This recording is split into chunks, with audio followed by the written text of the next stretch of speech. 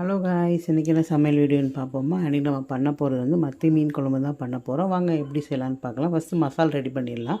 ஒரு பேனில் எண்ணெய் ஊற்றி மிளகு, சீரகம், சோம்பு போட்டுக்கோங்க. போட்டு நல்லா பொரிஞ்சதும் நம்ம வந்து கட் பண்ணி வச்சுருக்க சின்ன வெங்காயம், பூண்டு, இஞ்சி எல்லாம் சேர்த்து நல்லா வதக்கிக்கோங்க. வதக்குனது நம்ம துருவி வச்சுருக்க தேங்காயையும் இதோடு நம்ம ஆட் பண்ணிக்க போகிறோம். ஆட் பண்ணிவிட்டு நல்லா வதக்கிக்கோங்க.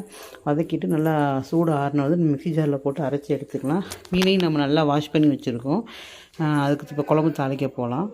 குழம்பு தாளிக்கிறதுக்கு வந்து இப்போ சின்ன வெங்காயத்தை கட் பண்ணி வச்சுக்கோங்க.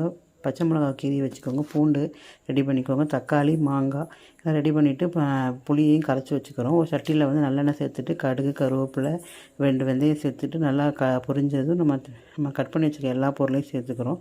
நம்ம மிக்ஸி ஜாரில் வச்சுருக்கும் போது அதையும் அரைச்சிட்டு வந்துடலாம். வந்துட்டு இப்போ நம்ம எல்லாத்தையும் வதங்க விட போகிறோம். வதக்கி விட்டுட்டு நம்ம மாங்காய், தக்காளி எல்லாம் சேர்த்துக்க போகிறோம். சேர்த்துட்டு நல்லா வதக்கி விடுங்க. வதக்குனது கொஞ்சம் உப்பு சேர்த்துக்கோங்க.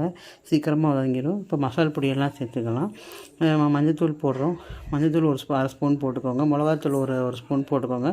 மல்லித்தூள் ஒரு ஸ்பூன் போட்டுக்கோங்க. நம்ம வீட்டில் அரைச்ச குழம்புத்தூள் இருந்துச்சுன்னா அது ஒரு ஸ்பூன் போட்டுக்கோங்க. போட்டுட்டு நல்லா கிளறி விடுங்க. கலர் நல்லா சேஞ்ச் ஆனதும் நம்ம புளியை ஆட் பண்ண போகிறோம். புளி ஆட் பண்ணது நல்லா குழம்பு கொதிக்க விடுங்க. குழம்பு கொதித்து வரப்போ நம்ம அரைச்சி வச்சுருக்க பேஸ்ட்டு அதோடு சேர்த்துக்கோங்க.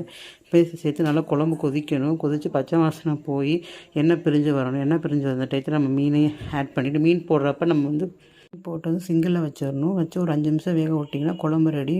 இன்னொரு சமையல் வீடியோவில் பார்க்கலாம். பாய்.